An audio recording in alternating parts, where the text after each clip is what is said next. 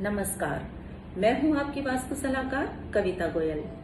जैसे कि हमने पहले बात की थी जल तत्व के बारे में, जल से ही वायु बनती है।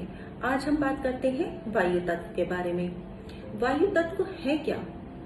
संसार में हम जितनी भी हरियाली देखते हैं, जितने पेड़ पौधे वनस्पतियां हमें दिखाई देती हैं, वो सब के सब जल और वायु के संतुलन से ही बनी है।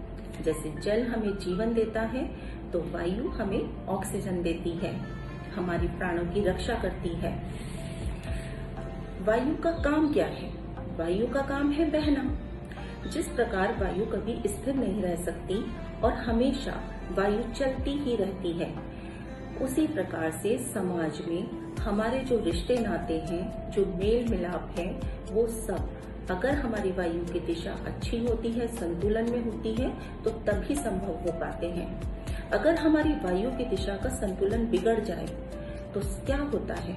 हमारा लोगों से संपर्क ही टूट जाता है, हमारा व्यापार, हमारे काम करने की क्षमता सब खत्म हो जाती है। जब हमारा व्यापार ही खत्म हो जाएगा तो क्या होगा? टेंशन होगा, तनाव होगा, हमें अनेक प्रकार की बीमारियां लग जाएंगी, जिसमें कि हाई बीपी, शुगर, लकवा तक की जैसी बीमारियां हमें हो सकती हैं। अब आप देखिए कि वायु तत्व हमारे जीवन में कितना जरूरी है। जो हमारे घर का ईस्ट होता है वही वायु तत्व है, जिसका रंग है हरा। तो हमें हरे रंग का संतुलन रखना है ईस्ट में। और ईस्ट की एक नहीं 3 दिशाएं होती हैं।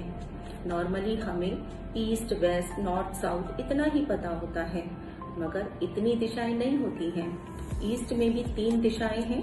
सबसे पहले आती है ईस्ट, नॉर्थ ईस्ट, फिर आती है ईस्ट और फिर उसके बाद आती है ईस्ट, साउथ ईस्ट। ये तीनों दिशाओं का संतुलन हमें अपने जीवन में सोच समझ के काम करने की शक्ति देता है, लोगों से अपना संपर्क बनाने की क्षमता देता है, अच्छे काम करने की क्षमता देता है, मनोरंजन देता है, मौज मस्ती देता है हमारे जीवन में।